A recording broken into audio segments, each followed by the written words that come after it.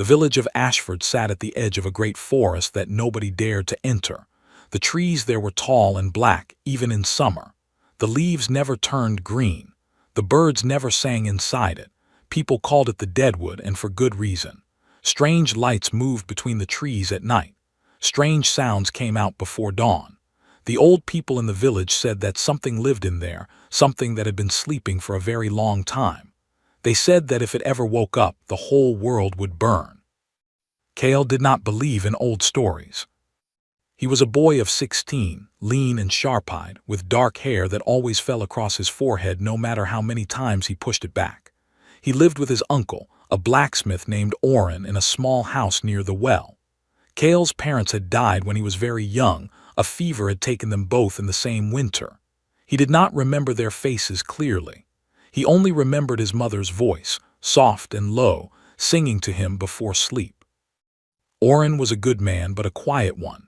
He worked from early morning until late at night, hammering iron into tools and shoes and locks. He did not talk much. He fed Cale, clothed him, and taught him how to work. That was enough, Cale supposed. But there were nights when the house felt very small and very silent, and Cale would sit outside on the stone step and look at the deadwood in the distance and wonder what was on the other side of it. Nobody had ever gone through and come back. That was the truth of it. A few brave or foolish men had walked in over the years, and none had returned. The forest just swallowed them. Some people said the trees themselves moved to trap you. Others said the ground had holes that led nowhere.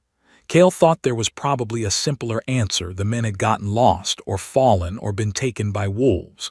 Forests were dangerous. That was not magic. That was just life. But one morning in late autumn, something happened that changed everything Cale thought he knew. He was carrying water from the well when he saw a girl sitting on the road outside the village gate. She was not from Ashford. He knew every face in Ashford, and this face was new. She looked about his age, maybe a little older. Her clothes were torn and dirty, her dark skin was covered in dust, and her hair was loose and tangled. She had no bag, no horse, no shoes. She was sitting very still with her hands in her lap, staring at the ground. Cale put down the water bucket and walked over to her. "Are you hurt?" he asked. She looked up. Her eyes were a pale gray, almost silver, and they were very calm for someone who looked like they had been through something terrible. "No," she said, "just tired." "Where did you come from?" She looked at him for a moment before she answered. "Through there," she said, and she nodded toward the deadwood. Cale stared at her, then he looked at the forest, then back at her. "Nobody comes through the deadwood," he said. "I did," she said simply. He wanted to say she was lying. He wanted to say she must have come from the road to the north and was confused, or perhaps sick. But there was something about the way she said it, quiet and flat, like it was just a fact and not a story, that made him hold his tongue. He picked up the water bucket. "Come on," he said, "you can eat something." Her name was Sable. That was all she told him at first. She ate everything Orrin put in front of her without speaking, which made Orrin raise his eyebrows but say nothing. After she finished, she sat back and looked around the small kitchen with those silver eyes, calm and slow, like she was recording everything she saw. "You really came through the deadwood?" Cale asked again. "Yes." "How?" She was quiet for a moment. Then she reached into the inside of her torn jacket and pulled something out. It was a stone, small, flat, about the size of a coin, and dark red, almost the color of dried blood. When she held it up, it caught the light from the window and seemed to glow faintly from inside, like a coal that had not quite gone out. "This," she said, "it kept them away from me." "Kept what away?" She lowered the stone and looked at him. "The things that live in there," she said. "They are everywhere. You cannot see them in the daylight, but at night they come close. They make sounds. They make you see things from your memories, your fears. Most people run, and when they run, they fall or they get lost and the things find them." She paused. "I did not run. I held the stone and I walked straight." Cale leaned forward. "What is it, the stone?" "It is called the ember," she said, "or part of it. There was one, a long time ago, a great stone that burned at the heart of the world and kept the old darkness away. It was broken into pieces. This is one of them. She closed her fingers around it. I was sent to find the others. Oren, who had been leaning against the wall pretending not to listen, cleared his throat. Sent by who? Sable looked at him. By the last of the fire keepers, she said. An old woman who lives on the far side of the deadwood.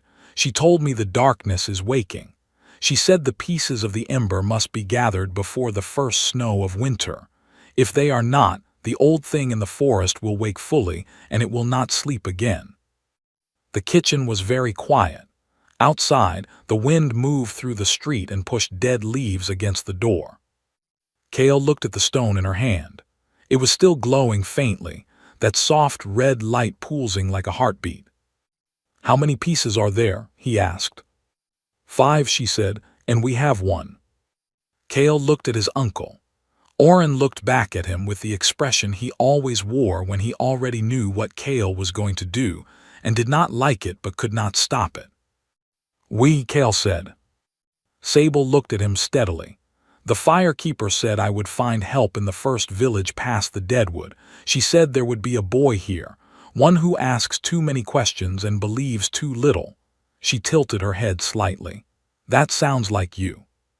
Kale opened his mouth, then he closed it. Outside, the deadwood stood black and still against the gray sky, and somewhere deep inside it, something shifted in its long, dark sleep. Kale did not sleep that night. He lay on his back and stared at the ceiling and listened to the wind outside. Every now and then he would hear something, a creak, a distant sound from the direction of the deadwood, and he would hold his breath and wait. Nothing came. After a while the sound stopped, and there was only silence and the slow drip of rain beginning to fall on the roof. He thought about what Sable had said. 5 pieces, one already in her hand, 4 more somewhere in the world in winter coming fast. He thought about the darkness she had described, the things in the forest that made you see your fears and made you run. He thought about what it would mean if the old creature in the deadwood truly woke up. He did not fully believe it. He was not sure he could, but he had seen that stone glowing in her palm and that he could not explain away. By morning, he had made up his mind. Oren was already at the forge when Kale came down. Sable was sitting at the kitchen table with a cup of water, the stone resting flat on the wood in front of her. In the gray morning light it did not glow, but it still had a deep redness to it, like something warm was trapped inside. I am coming with you, Kale said to her. She did not look surprised. All right, she said. I want to know everything, where we are going, what we are looking for, what is trying to stop us. She nodded. I will tell you what I know. It is not everything, but it is enough to start. Oren came in from the forge, wiping his hands on a cloth. He looked at Kale, then at Sable, then at the stone. He sat down heavily in his chair and said nothing for a long moment. How long? He finally said. I do not know, Kale admitted. Before the first snow. Oren rubbed his face. Then he stood up, went to the back room and came back with a worn leather pack. He set it on the table and began filling it quietly, dried meat, a small knife, a flint, a roll of bandage cloth, 2 small coins. He worked without speaking. When he was done, he pushed the pack across the table to Kale and looked at him with tired eyes. Come back, he said. Kale picked up the pack. I will. They left Ashford before the other villagers were awake. The road out of the village ran north, and that was the direction Sable said they needed to go first. The second piece of the ember, she told him as they walked, was somewhere in the town of Velt, a larger settlement 3 days north of Ashford, built at the foot of the Grey Mountains. The firekeeper told me it was taken there by a merchant many years ago, Sable said. He did not know what it was. He thought it was a jewel. He sold it. Or traded it, and it passed from hand to hand. The keeper said the last she knew, it was in the market of Velt, sitting in a trader's stall like an ordinary stone. Then it should be easy to get, Kale said. Sable shook her head slowly. Nothing about this will be easy. The darkness knows we are looking. It sends things ahead of itself, creatures, and sometimes people who have been touched by it. They will try to find the pieces before we do or take them from us after. Kale glanced sideways at her. Creatures, like the ones in the deadwood. Yes, but smaller outside the forest. Shadows, mostly. They cannot do much in daylight, but when the sun goes down they are stronger. And the stone protects us. While we are close to it, yes, but it is only one piece. The closer we get to gathering all 5, the stronger the protection will be. With only one, we must be careful. The morning was cold and the sky was the color of iron. The road was empty in both directions. On their left, fields of dry grass stretched away to low hills. On their right, the deadwood ran alongside the road for some time before finally curving away east. Kale watched it as they walked. The trees stood perfectly still even though the wind was moving. That bothered him more than he expected. They stopped at midday to eat and rest beside a small stream. Sable took off her shoes. She had borrowed an old pair from Kale's uncle and put her feet in the cold water. She winced slightly but did not pull them out. "Tell me about yourself," Kale said. It came out a little blunt and he added, "You know where I am from. I do not know anything about you." She was quiet for a moment. Then she said, "I grew up on the other side of the deadwood in a village called Marin. My mother was a healer. She knew some of the old ways, herbs, roots, small things. She knew about the ember. She used to tell me the story when I was small." She paused, looking at the water. "She died 2 years ago. Fever." "I am sorry," Kale said. She nodded once, like she had accepted the thing long ago and the word just reminded her of it. "After she died, I went to find the firekeeper. I had heard my mother mention her. She lives alone, deep in the hills east of Marin. She is very old. She told me what was happening, that the darkness was growing again, that the pieces needed to be gathered." Sable looked at the stone, which she held in her hand even when they walked. "She said my mother always knew it would come to this. That she had hoped it would wait longer." Kale said nothing. There was nothing useful to say, so he stayed quiet, which was the better choice. They walked until the light began to fade, and then made camp at the edge of a small wood of ordinary trees, oak and birch, pale and bare in the autumn cold. Kale built a fire and Sable placed the ember stone near it. In the firelight, its glow was easier to see, that steady red pulse beating softly like something alive. In the middle of the night, Kale woke suddenly. He did not know why. The fire had burned low. Sable was asleep on the other side of it, her breathing slow and even. Everything was still. Then he heard it, a sound at the edge of the trees. Not loud. Not the sound of an animal moving through brush. It was lower than that, thinner, like air being pulled through a very small space. And with it came a feeling, cold and creeping, that moved up from his stomach into his chest. He sat up and looked toward the trees. There was nothing there, just shadow between the trunks. But the shadows were moving, not with the wind. They moved slowly, deliberately, the way something moves when it is being careful not to be seen. One of them slid forward just slightly into the edge of the firelight. It had no shape, or rather its shape kept changing. For a moment it looked like a man. Then it looked like something with too many edges, wrong angles, impossible and flat. Then it was just shadow again. Kale reached out without thinking and grabbed the ember stone from where it sat by the fire. The red glow immediately brightened. Not much, but enough. A low warmth spread up through his hand, and the shadow at the tree line stopped. It hung there for a moment like something pressing against a door that would not open. Then it slid back slowly into the dark between the trees and was gone. Kale sat holding the stone until the sky began to lighten in the east. He did not sleep again. They reached the town of Velt on the 3rd day, just before midday. It was bigger than Ashford, much bigger. The streets were wide and crowded, full of traders and carts and animals and noise. Smoke rose from a dozen chimneys. People called out prices and argued and laughed. After 2 days of empty roads and cold silence, the noise of it felt almost wrong, too sudden and too bright. Kale had never been to Velt before. He stayed close to Sable as they pushed through the crowd, keeping his eyes open.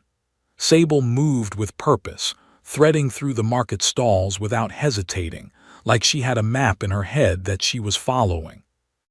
The keeper said the stone would be near the east end of the market, she said without turning. A stall with old goods, second-hand things, junk, pieces of metal and stone. It would not look special. How will we know it when we see it? Kale asked. Sable held up her hand slightly. The ember stone was wrapped in a piece of cloth tied around her palm, hidden but close to her skin. It will react, she said. The pieces know each other. They found the east end of the market after a quarter of an hour of walking. The stalls here were quieter and less busy. They sold old tools, used boots, cracked pottery, bundles of dried plants. One man sat behind a table covered in a strange mix of objects, a rusted compass, a carved wooden bird, several coins, a pile of small stones and chunks of metal. He was old and thin, with a white beard and small eyes that watched everything. Sable slowed as they approached, then she stopped. She pressed her wrapped hand to her chest where the stone was. Her eyes went to the table. There, she said quietly. Kale looked. Among the pile of stones on the table, one was different. It was darker than the rest, a deep earthy red, flat and coin-shaped. Even in the midday light it seemed to pull the eye toward it in a way the others did not. They walked up to the table. The old trader watched them with his small eyes. "How much for that one?" Kale asked, pointing at the red stone. The man looked at it. Then he looked at Kale, then at Sable. Something shifted in his expression just slightly, and Kale felt a prickle on the back of his neck. "Not for sale," the man said. Kale blinked. "It is in a pile of stones on a market table." "The stones are decoration," the man said. "Not for sale." Sable stepped forward. She met the old man's eyes. "How long have you had it?" she asked. The man stared at her. Then very slowly the expression on his face changed. The small-eyed watchfulness dropped away, and what was under it was something older and stranger. His mouth pressed into a thin line. "Long enough to know what it is," he said. "Long enough to know you should not have it." Kale's hand moved to the small knife at his belt. "You have been touched," Sable said to the man, her voice even and flat. "It got to you before we arrived." The trader said nothing, but his hands moved under the table. What happened next was fast and strange. The man swept his arm across the table, knocking half the objects to the ground, and lunged for the red stone himself. Sable was faster. She snatched it with her free hand, the other pressing the wrapped ember stone to her chest. The moment her fingers closed around the second piece, both stones lit up, even through the cloth. The glow burst out red and warm, flooding the table with color. The old trader recoiled. He fell backward off his stool, clutching his face with both hands. Around them, the people at nearby stalls turned to look. The trader's hands dropped. He was blinking, confused, his face slack and empty now, like a man who had just woken from a dream and did not know where he was. Sable backed away quickly. Kale followed. They walked fast through the market, then faster. They did not run until they were out of the east gate of Velt, and then they ran for a while, until the town was behind them and the road opened up ahead. When they finally stopped, both of them were breathing hard. Sable unwrapped the cloth from her hand and held both stones together in her palm. The two pieces sat side by side, both glowing, the pulses beating in rhythm with each other like two hearts that had found the same speed. "Is he all right?" Kale asked, still thinking of the old man. "He will be," Sable said. "When the darkness takes someone like that, it does not keep them forever, not yet. It only holds them until the piece it wants is gone. Once we took it, the hold broke." She paused. "But it knows we have two pieces now. It will move faster." Kale wiped the sweat from his forehead. "Where next?" Sable looked south. Her eyes were distant for a moment, like she was reading something no one else could see. "The third piece is in the saltlands," she said. "Far south. A week's walk, maybe more." Kale thought of Oren in the small house near the well. He thought of how quiet everything had been there, and how that quiet had always felt like something missing. He had not expected to feel so far from it so quickly. "Then we go south," he said. They made camp that night in a hollow off the road, sheltered by a low bank of earth and a cluster of dry bushes. Kale lay on the hard ground and looked up at the stars while Sable sat with her back against the bank, holding both stones in her hands. "Can I ask you something?" he said. "You can ask," she said. "I may not answer." "Why did the fire keeper choose you for this? You said your mother knew the old ways, but you are not a keeper yourself. You do not have magic, you just have the stone." Sable was quiet for a while. The stars moved slowly overhead. The night was cold and very still. "She said I had the right kind of stubbornness," Sable said finally. "She said the last time someone tried to gather the pieces, they were brave and clever and skilled, and they failed. She said they failed because when things became hard and frightening, they let go. They chose safety." She looked at the two stones in her hand. "She said she needed someone who was too stubborn to let go, even when it hurts, even when everything says to stop." Kale thought about that. "And you think I have that too, the right stubbornness?" Sable looked over at him. Her silver eyes caught the faint light of the stones. "You watched a shadow walk out of the trees in the dark and you did not run," she said. "You picked up the stone and you held it. That is enough." He turned back to the stars. Somewhere to the south, 3 more pieces were waiting. And somewhere in the dark, the old thing in the deadwood breathed in its long, slow sleep and pulled the shadows of the world a little closer. The saltlands began as a smell before they became a sight. 3 days south of Velt, the air changed. It became sharp and flat, a dry salt smell that got into the back of the throat. The grass thinned and turned pale, then vanished altogether, replaced by cracked white earth that crunched under their feet.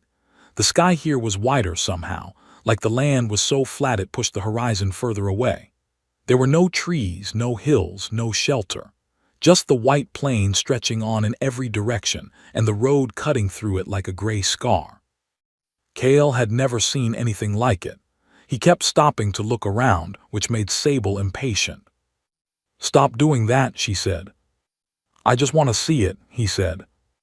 "You can see it while you walk." He walked, but he still looked. The settlement they were heading to was called Cray, a small, hard place built where 2 old trade routes crossed in the middle of the saltlands.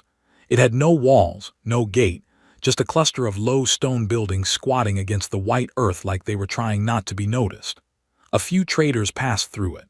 Salt workers lived there, men and women who scraped the surface of the flats and packed the salt into sacks and sent it north.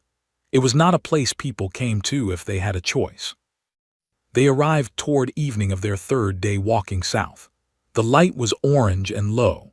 Long shadows stretched across the salt flats. The buildings of Cray cast no shadows of their own, as if they were too small and too tired for that. The 3rd piece was different from the others. Sable had explained this on the road. The 1st piece had been in her hand since the firekeeper gave it to her.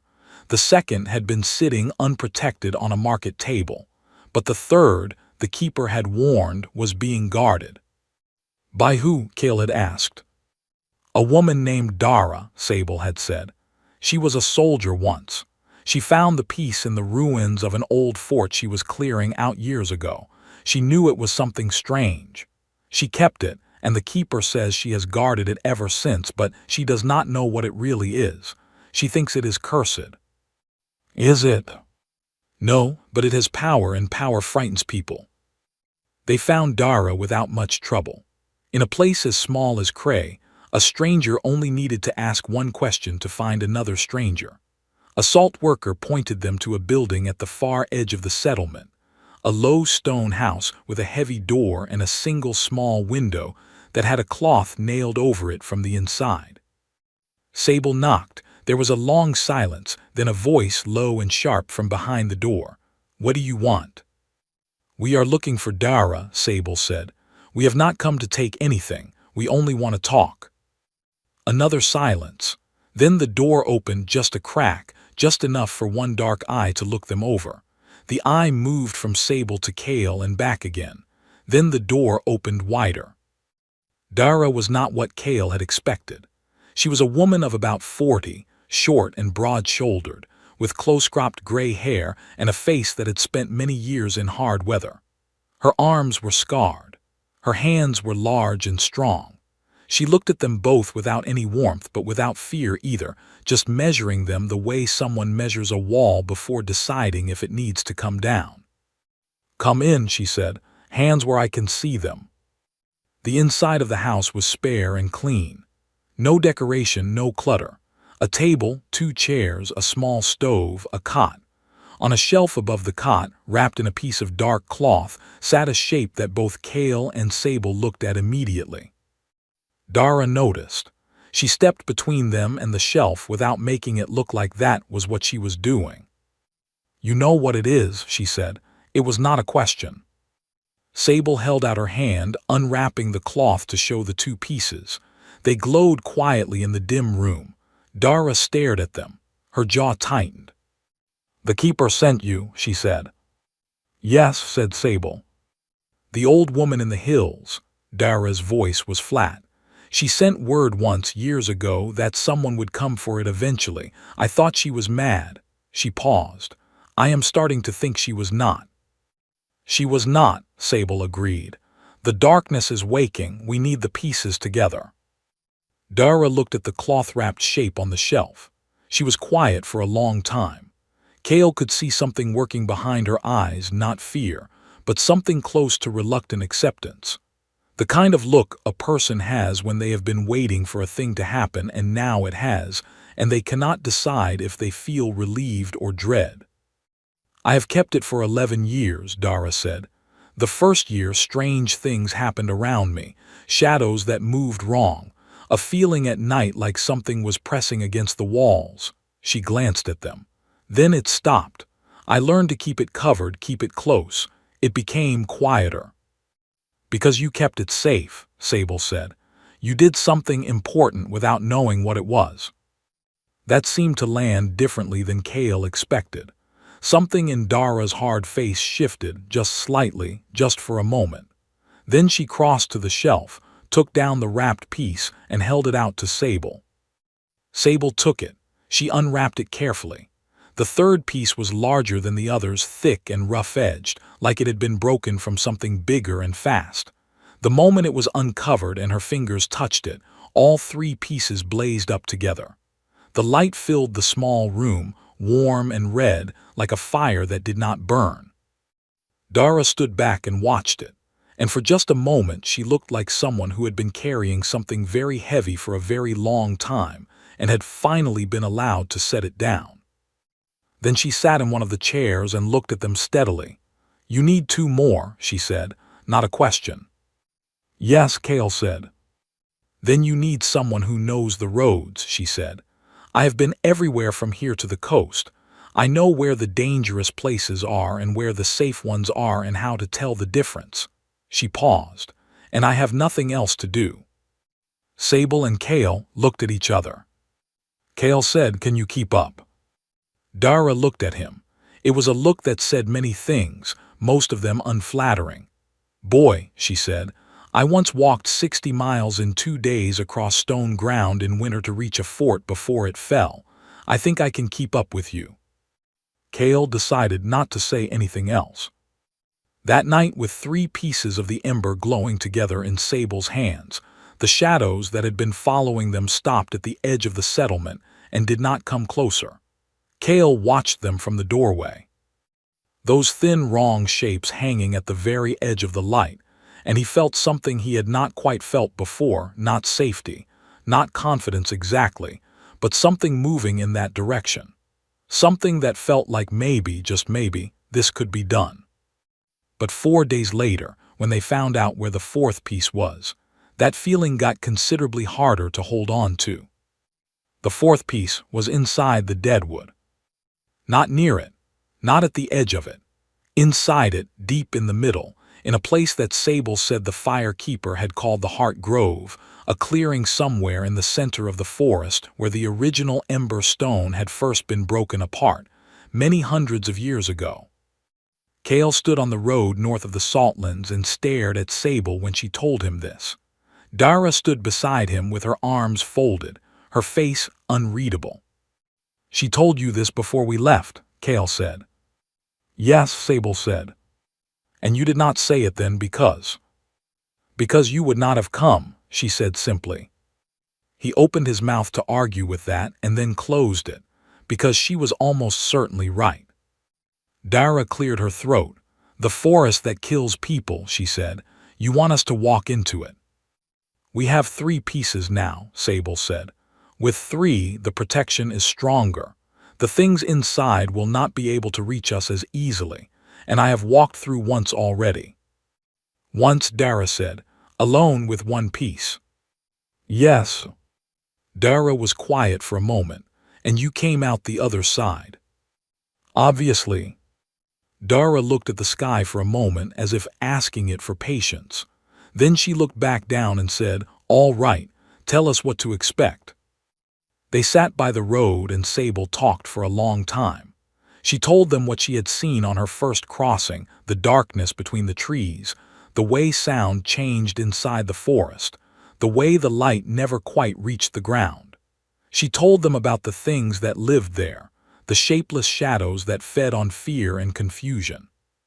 She told them what they did, how they made you see things, pulled images from your memory, your nightmares, your grief, and turned them into shapes that moved toward you in the dark and whispered your name. "They are not real," she said. "Whatever you see, whatever speaks to you, it is not real. It is just a shape made from your own thoughts." "That does not make it easier," Kale said. "No," she agreed. "It does not, but knowing it is the only way through.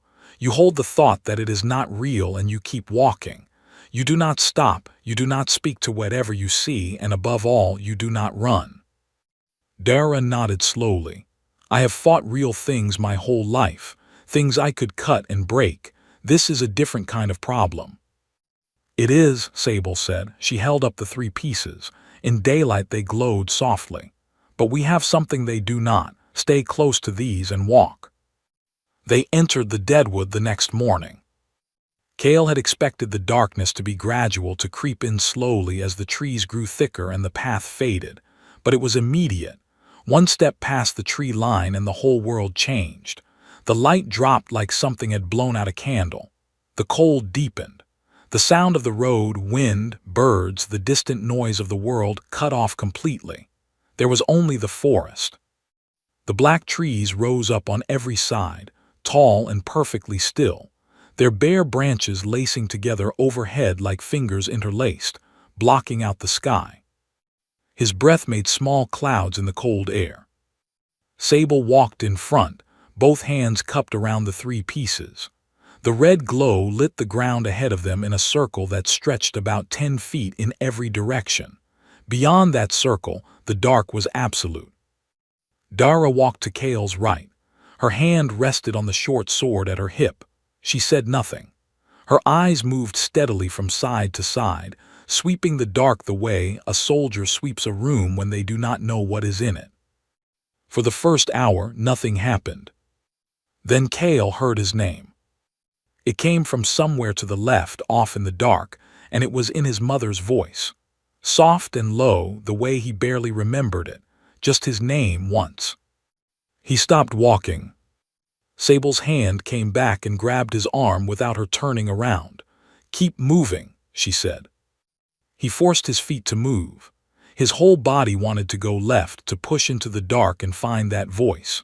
It was not loud, not desperate. That was the terrible thing about it. It was just quiet and familiar, the most ordinary sound in the world, and it cracked something open in his chest. "It is not real," he told himself. "It is just a shape." It said his name again. He kept walking. He fixed his eyes on the red glow ahead and he walked, and he did not look left, even when the voice changed slightly, became confused, then almost hurt. The way a voice sounds when someone is frightened and does not understand where you have gone. By the time the voice stopped, his hands were shaking and his jaw ached from being clenched so hard. Dara was walking in silence. Her face was rigid, closed off. Whatever she was seeing in the dark, she had locked a door on it and was holding it shut. Sable walked steadily, without slowing, without flinching. Whatever came at her from the dark, it could not find the same grip it found on the others. She had already been through once. She knew the shape of it. Deep in the forest, how deep Kale could not say, because time inside that dark moved strangely, the trees began to change. They grew wider apart. The ground rose slightly, and then ahead through the last row of trees Kale saw light. Not the red light of the ember pieces. Natural light, pale gray sky, open air, a clearing. The Heart Grove. It was a perfect circle of open ground, about 30 feet across. The trees around its edge were older and wider than any others they had seen, enormous dark columns of wood that had been standing for centuries. The sky above the clearing was visible for the first time since they had entered the forest, pale and wide and cold. In the center of the clearing, half buried in the black earth, sat a stone. It was larger than the other pieces, about the size of a fist, dark red, but with a crack running through it that leaked a thin thread of red light, steady and unwavering, like a lamp that had been burning alone in the dark for a very long time. The 3 pieces in Sable's hands blazed up when they came near it.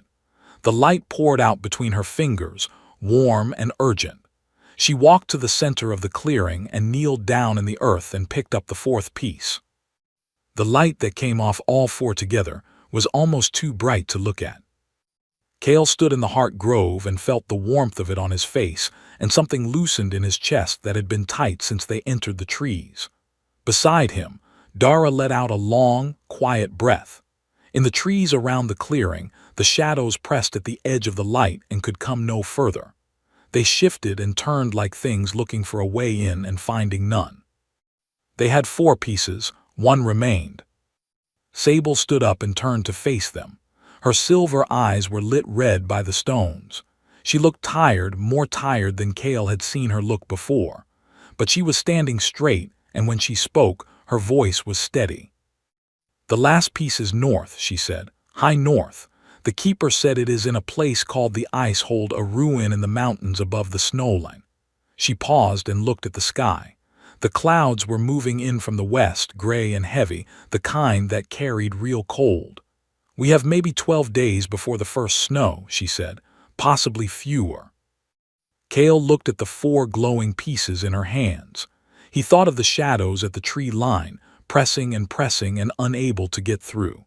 He thought of how far they had come from Ashford, from Veldt, from the Saltlands. He thought of the voice in the dark that had said his name. He was tired too. His feet hurt. He was cold and hungry, and the thought of high mountains and deep snow made every part of him want to sit down. But then he thought of the thing sleeping in the deadwood. The old darkness, breathing slowly in its deep roots, turning in its long sleep. And he thought of what it would be like to wake up in a world where that thing had opened its eyes. He picked up his pack. "Then we go north," he said. They walked out of the Heart Grove, out of the deadwood, and into the pale, cold light of the afternoon. The shadows stayed behind them, but not far behind, and in the deep roots of the forest, something very old felt 4 pieces of its old enemy burning bright, and its slow sleep began, for the first time in many years, to grow thin.